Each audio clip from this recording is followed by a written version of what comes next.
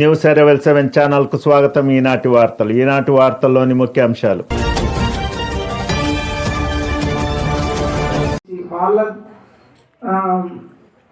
వాళ్ళ యొక్క మాటల్ని కూడా పరిగణలోకి తీసుకొని పరిష్కరించేదానికి ముందుకెళ్ళడానికి మనకు మంచి అవకాశం ఇచ్చారు గవర్నమెంట్. సో 4 నెలల్లో ఒక 800 ఎకరాలు కంప్లీట్ చేయడం అనేది చాలా ఎక్కువ టైం ఇచ్చేస్తున్నాము. సో ప్రతి ఒక్క రైతు, ప్రతి ఒక్క ల్యాండ్ ఓనరు దీన్ని ఖచ్చితంగా సద్వినియోగం చేసుకోండి. ప్రతి ఒక్కళ్ళకి నోటీస్ అయితే కంపల్సరీ ఇస్తామండి. నోటీస్ ఇవ్వకుండా మీ భూమి మీదకి రావడం అనేది జరగదు. సో నోటీస్ ఇస్తాము, పలానా తేదీలో మేము వస్తామని చెప్తాము. ఒకవేళ మీరు అందుబాటులో లేరు, ముందుగా చెప్పడము, లేకుంటే మీ కుటుంబ సభ్యుల్ని పెట్టడము, లేకుంటే మీ తరఫున ఎవరినైనా ఒకరు ఉంటారని చెప్పి ముందుకెళ్ళడము, లేదు అత్యవసర పరిస్థితిలో నేనే ఉండాలి అంటే మేము 3 సార్లు దాకా మ్యాక్సిమం అవకాశం ఇస్తాము. దయచేసి అంతవరకు తీసుకుపోకుండా 1 సారి 2 సార్లు మీకు ఏదన్నా వీలు పడినప్పుడు 2వ సారి వచ్చి మాకు చెప్తే మేము 2వ సారి కూడా మీకు నోటీస్ ఇచ్చి భూమిని కొలిచేదానికి ముందుకు వస్తాం. కొలిచిన తర్వాత మీకు ఎటువంటి అభ్యంతరాలు ఏవైనా ఉంటే అభ్యంతరాలు ఒక రీసర్వే డీకే అని ఉంటారు, ఆయనకు మీ అభ్యంతరాలు ఇస్తే అభ్యంతరాలన్నీ పరిగణలోకి తీసుకొని దానికి తగిన సూచనలు ఇచ్చి ముందుకెళ్తాం. అంతే తప్ప మిమ్మల్ని ఏమి ఫోర్స్ఫుల్గా అయితే మేము ముందుకెళ్ళాము.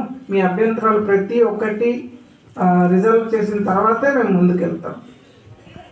సో ఇవన్నీ ఇబ్బందులు ఏవైతే ఉన్నాయో, పూర్వం రీసర్వేలో ఏవైతే పొరపాట్లు ఉన్నాయో ఆ చిన్న లోపాలన్నీ కూడా సరి చేసుకోవడానికి ఇచ్చగలిగినంత ల్యాండ్ ఓనరే కాకుండా ల్యాండ్ పక్కన ఉన్న హంసాయిదారులకు కూడా నోటీసులు ఇస్తారు.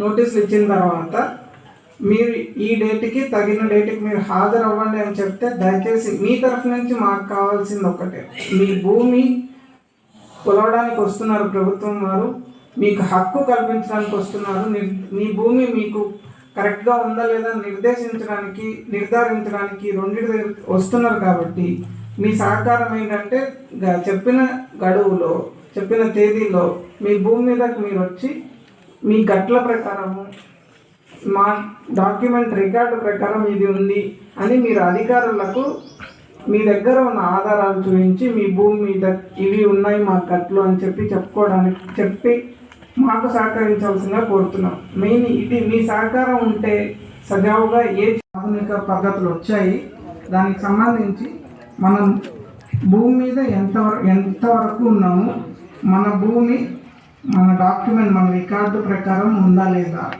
సో ఈ ముఖ్యమైన అంశాలన్నీ తీసుకొని ప్రభుత్వం వాళ్ళు ఒక ప్రాజెక్ట్ తీసుకొని ముందుకు వచ్చారు.